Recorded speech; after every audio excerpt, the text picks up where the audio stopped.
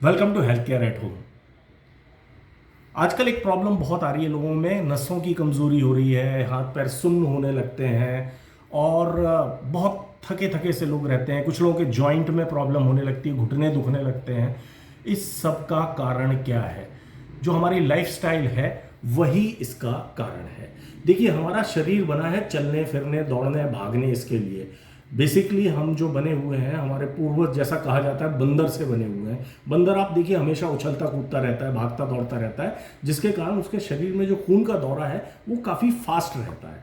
हमने क्या किया, हमने अपनी लाइफस्टाइल ऐसी ही बना ली है कि हम घर से निकलेंगे, निकल के सीधा गाड़ी में बैठेंगे, उसके बाद ऑफिस में जाएंगे तो लिफ्ट पकड़ लेंगे, सीढ़ियाँ अगर है तो, और वहाँ दिन भर लैपटॉप पे बैठे रहेंगे। जिसके कारण एक प्रॉब्लम आ रही है जिसको कहते हैं पुअर ब्लड सर्कुलेशन, यानी जो हमारे शरीर में खून का दौरा है वो स्लो होता जा रहा है। और खून, एक चीज़ समझिए, हमारे शरीर का एक तरह से पोस्टमैन है। न्यूट्रिशन अगर बॉडी के किसी भी ऑर्गन तक पहुंचाना है तो खून ही पहुंचाएगा, ब्लड ही पहुंचाएगा। ऑक्सीजन अगर शरीर के किसी भी ऑर्गन तक पहुंचानी है तो ब्लड ही पहुंचाएगा। अगर ब्लड का सर्कुलेशन ही स्लो हो गया तो जिस ऑर्गन में ब्लड का सर्कुलेशन स्लो हो गया है उस ऑर्गन में प्रॉब्लम आनी ही आनी है। जैसे कि अगर आपको जॉइंट की प्रॉब्लम है, आपका घुटना दुखता है, तो यानी इसका मतलब है कि घुटने की तरफ जो आपका ब्लड है वो प्रॉपर नहीं पहुंच पा रहा है, जिसके कारण आपके घुटने को जैसे कैल्शियम की ज़रूरत होती है, फास्फोरस की ज़रूरत होती है, ये सारे न्यूट्रिशन नहीं मिल पा रहे हैं और ऑक्सीजन भी प्रॉपर मात्रा में नहीं मिल पा रही है, जिसके कारण नसें और ब्लॉक हो गई हैं और इसके कारण आपको वो जॉइंट में पेन हो रहा है। अब इसमें डॉक्टर्स क्या करते हैं, डॉक्टर सलाह देते हैं कि आप बेड रेस्ट पे चले जाओ।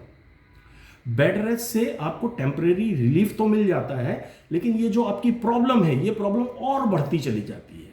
तो कभी भी अगर आपको डॉक्टर ने बेड रेस्ट बोल दिया है तो ऐसे समय बैठे बैठे ही आप अपना ब्लड सर्कुलेशन बढ़ा सकते हैं। उसके लिए आपको क्या करना है, कपालभाति क्रिया, कपालभाति प्राणायाम पॉपुलरली कहा जाता है। कपालभाति क्रिया अगर आप करते रहें तो आपका ब्लड सर्कुलेशन इंप्रूव होने लगता है, इंप्रूव रहता है और आपकी जो प्रॉब्लम है 3 हफ्ते के अंदर अंदर उसमें बहुत आराम आने लगता है।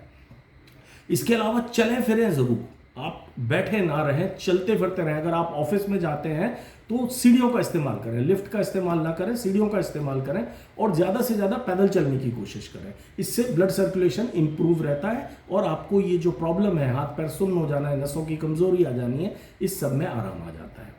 एक रेमेडी आपको बता देता हूँ। इस रेमेडी के लिए क्या करना है, 1.5 कप पानी लेना है, उसमें 1 इंच के लगभग दालचीनी का टुकड़ा लेके बारीक बारीक काट के तोड़ के उसको डाल दें और उसको अच्छी तरह से उबाल दें।